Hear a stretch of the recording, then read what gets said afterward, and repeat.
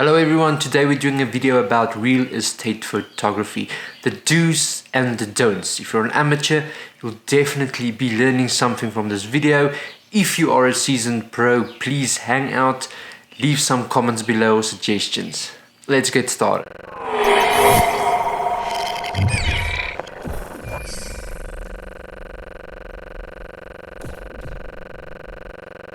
Just a quick disclaimer before we start this video. This is how I do my real estate shoots, and this is definitely not the only way, but it has been working for me. That aside, let's get to it. First of all, you need to determine your client needs. What do they actually want from you? Is this photos going in a magazine or is it going on a website? It's going on a magazine, you'll probably need to focus on getting those detailed shots, and most probably there were an interior decorator part of this whole process, so that property is going to look.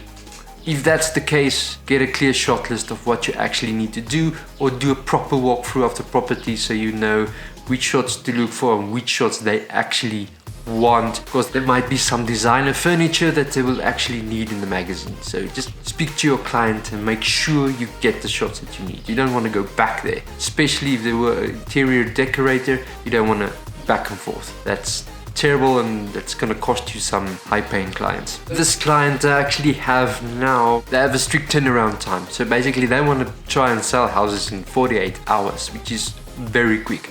So these photos go on a website and they need to pull in the buyer. So you actually have a money shot, which we will get to later, but you have a shot that pulls in the buyer, clicks it, and then all your photos display, and that needs to let the buyer decide, okay, this place is for me, let's go ahead with the purchase. With this particular client, I'm not focusing on detailed shots. There's no detailed shots whatsoever, but if you get to a nice location and you see there's some detailed shots, pull out your nifty 50, take those detailed shots. It's always good for the social medias, promote your business. Who knows, you might be getting more clients like that. Let's get to the money shot. The money shot is the actual main photo. It's like a YouTube thumbnail, the picture that you want people to click on to watch your video.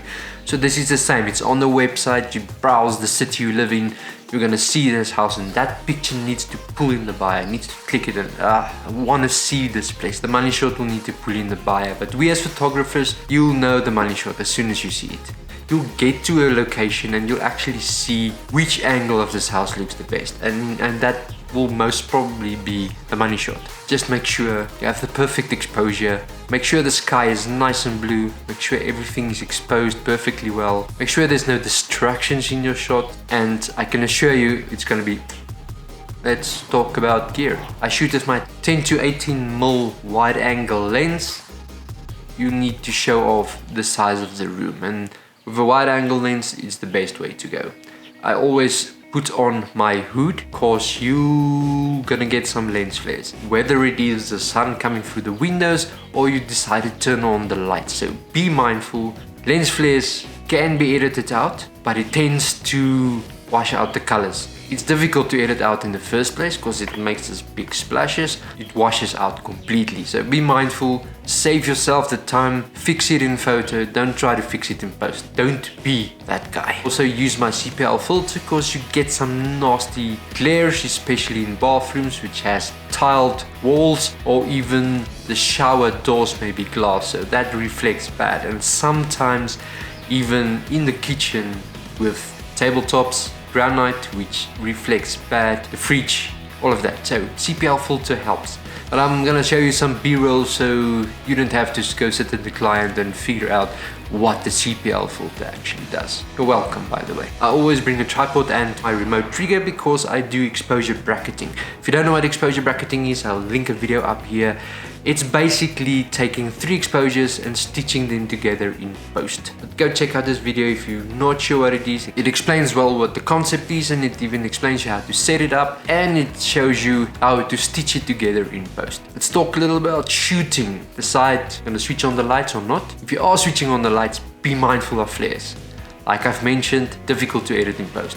Simple methods to remove flares: just move around a little bit, switch off the lights. I mean, you have a tripod, you can let that shutter speed drop a lot, and even you can use your hand on top of the lens. It might even help to get rid of that flare. you know the source of the flare, you can just let your hand get between the lens and between the light, and it will most probably remove that flare.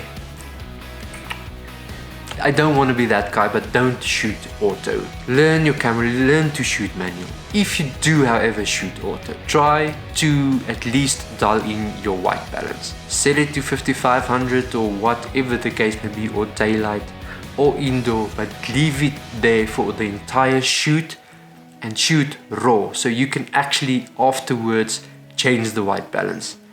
If you're gonna shoot auto, each room is gonna have a different white balance, and I can assure you at the end of the day, in post, you're gonna have a hard time. Do me a huge one and learn how to shoot manual, or if you have to shoot auto, dial in your white balance. Do aperture priority, set it to 9 and just fire away. You need to decide if you'll be using a flash or other means of lighting, except the actual room lights, the house lights. Are you gonna switch them off and use external lighting? I don't, because I have an hour a house, so I need to get in, shoot and move, edit and upload. I've never used flash in real estate photography, so if there's anyone here that uses flashes, please in the comments down below give us some tips and advice, because I have no idea where to start. I'd actually like to explore this, but I haven't got around to it, and I should actually. Help us down below in the comments. Another very important tip, I've seen this on some real estate photos, shoot chest height. Try to always shoot chest height. Don't vary your angles, don't vary your, because chest height is perfect. You get the perfect amount of ceiling in, you get the perfect amount of flooring in. Always shoot chest height. And on the same topic as chest height, it's gonna give you the most straight lines, the best straight lines. Very important in real estate photography.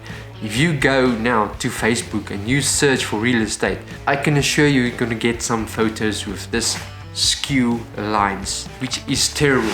That's the first tell sign that it's taken by the real estate agent themselves. Go in, take the photos and upload them. So just to reiterate, shoot chest height, make sure your lines are straight. That's gonna put you ahead. I'm required to upload around 20 photos of the house, not less than 20, not more than 36. I take 2 photos of each room, depending on the size or the layout of the room, but I try to get in most of the bedding area, and I always get in a separate photo, the cupboards. That's very important. People want to see how much storage space there actually is. Let's quickly go through a few don'ts, what not to do, what to look out for. In the bathroom, toilets, always close toilet lids. That's very distracting, and that's a big no-no. Clutter in the bathroom itself, towels, toiletries, remove them. I normally do remove them, put them in the bath, take the photo, just put it back. Don't leave everything lying in the bath, please. Take it out, just put it back where it was. But that normally is the quick solution. Take it out, take it off, put it in the bath, take the photo, put it back, you're out. Remove items from the kitchen sink. Don't let any dishwashing liquid stand around, milk out of the fridge.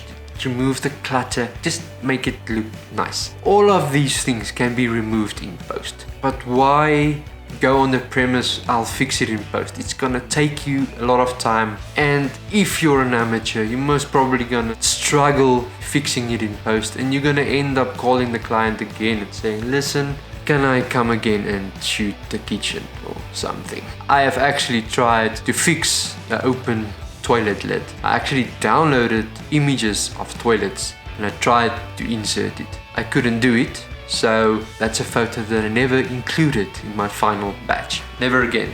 From now on, when I get to a house, toilet closed. In a general living area, there's sometimes a table corner sticking out. You can always just move a table, frame your shot nicely. Just remove the distractions from your shot. Just be mindful of things sticking out in the corners. Do some reframing. Just be mindful. I think that's the most important lesson. Be mindful, shoot chest height, make sure your lines are straight. And if you don't know what exposure bracketing is, that will help you a lot. Go check out that link. It's really gonna help you. It's gonna up your photography game, especially real estate photography. That's it for today. Congratulations on your first real estate shoot. I hope there's many more to come. If you'd like, hit me up on Twitter, Instagram or Facebook. Tag me in your photos. I'd like to actually see them. If you learned something from this video, give it a like. If you want to see more content like this, subscribe and go make it happen. Cheers. Boop.